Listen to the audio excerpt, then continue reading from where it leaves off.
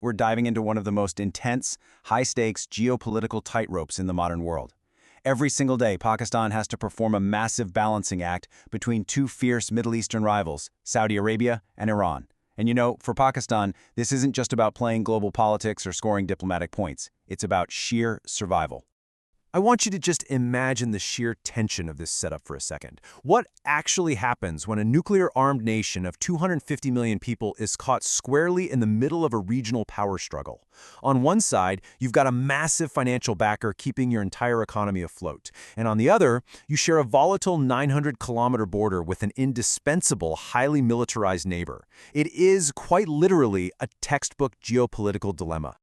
Section 1. The geopolitical tightrope, between a rock and a hard place. To really understand this brilliant yet terrifying diplomatic strategy, we first need to look at exactly what Pakistan stands to lose.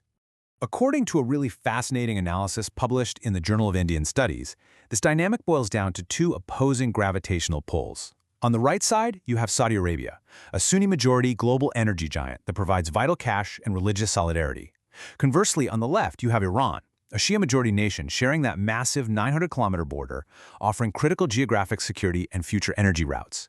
Pakistan desperately needs both, but the two are historic, bitter rivals. And the stakes? Well, they're perfectly captured by this number right here, 90%. Nearly 90% of Pakistan's energy is supplied straight from the Persian Gulf, meaning any regional conflict over oil choke points, like the Strait of Hormuz, wouldn't just be a distant diplomatic crisis. It could literally turn the lights off in Pakistan and grind its entire economy to a dead halt. Section 2. Saudi Arabia's financial lifeline, the economics of survival. Now, let's flip over to the Saudi side of the equation and look at the actual numbers keeping Pakistan's economy from total collapse.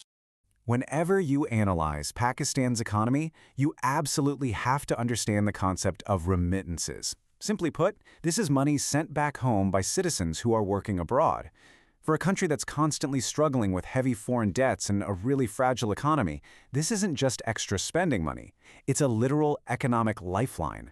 It covers foreign exchange requirements and, quite frankly, prevents national default. The data here is just staggering. Take a look at this chart. As of 2016, nearly 2 million Pakistani workers reside in Saudi Arabia alone. And this relationship? It's only deepening. A recent protocol between the two nations aims to accelerate the deployment of even more skilled workers to the kingdom. It's a move absolutely critical to pushing Pakistan closer to its ambitious goal of a $3 trillion economy. And those workers? They send back a massive $4.52 billion from Saudi Arabia, plus another $3.47 billion from the UAE. It's a huge dependency, but it's actually not new at all. A declassified CIA research paper noted this exact critical reliance on Gulf remittances as early as 1983. But here is where the dynamic gets super interesting. A U.S. diplomatic cable highlighted that Arab states historically prefer Pakistani workers precisely because they remain completely aloof from inter-Arab political competition. Basically, they're there to work and make a fortune to send home. They aren't there to bring political ideologies that could destabilize the host nations. It's a win-win for both governments. Section 3. Iran, the indispensable neighbor, geography and security. Because while Saudi Arabia might hold the wallet, Iran holds the map. And in geopolitics, geography is the one thing you simply cannot change. While the Saudi relationship is largely built on Islamic ideology and, of course, financial aid, former Pakistani Foreign Minister Gohar Ayub explained the Iranian dynamic perfectly. He called Iran an essential relief zone.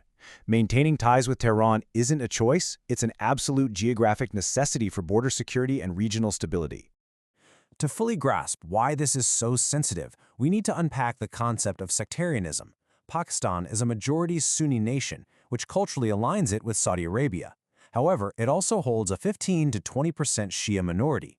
That actually makes it the second largest Shia population in the entire world, right after Iran. Managing this internal religious demographic is a matter of strict, absolute national security. Tracking this border's history through this timeline reveals just how incredibly fragile it is. The 1979 Islamic Revolution shifted relations toward deep mistrust. Fast forward to 2024, and cross-border missile strikes targeting the militant group Jaish al-Adl brought the two nations perilously close to all-out war. Yet, and this is wild, demonstrating incredible pragmatism, by 2025, the two nations were aligned at the UN, jointly condemning attacks on Iran. Talk about whiplash. Section 4. The tightrope walk.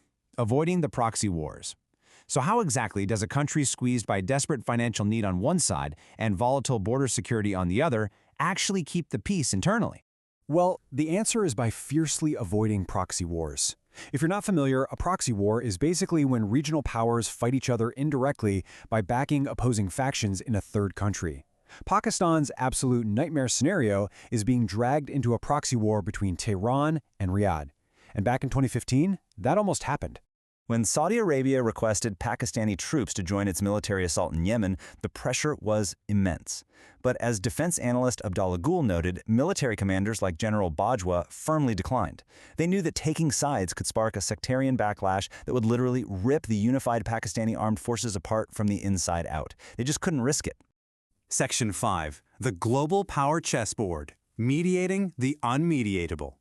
That bold refusal to blindly take sides has actually transformed Pakistan into something quite rare, a uniquely trusted, albeit precarious, mediator on the global geopolitical chessboard. Pulling this off requires an aggressive strategy of active diplomacy. Reports from the Financial Times show just how high these stakes are. For instance, when the UAE demanded a $3.5 billion loan repayment that threatened Pakistan's IMF bailout, Saudi Arabia stepped in with $3 billion to plug the gap. Yet despite relying heavily on this Gulf money, Pakistan still managed a massive diplomatic coup in 2025, getting U.S. Vice President J.D. Vance and Iranian Speaker Bakhar Kalibaf to sit down at the exact same table. Section 6. What if conflict erupts? The nightmare scenario. Now, we have to ask the critical question. What if this brilliant mediation actually fails? What happens to Pakistan if a full-scale regional war erupts in the Middle East? The cascading consequences would be devastating. Millions of laborers would be deported home to a fragile economy. Billions in vital remittances would vanish practically overnight. 90% of their energy supply would be disrupted. And perhaps most critically, domestic radicalism would explode, which is a deeply terrifying prospect when you consider that 2025 already saw a 34% increase in domestic terror attacks. If you look at this table, it maps out a literal, impossible choice. Choosing Saudi Arabia enrages a substantial Shia population and sparks a border war with Iran. Choosing Iran angers its Sunni base, triggers the deportation of 2 million workers, and severs its financial lifeline. This is exactly why Pakistan's stance of positive neutrality isn't just some clever diplomatic phrase, it is a strict, non-negotiable survival necessity. Which leaves us with this final, profound thought. As the Middle East continues to heat up and global powers apply more pressure, the ultimate question isn't just how long Pakistan can balance on this precarious tightrope. The real question is,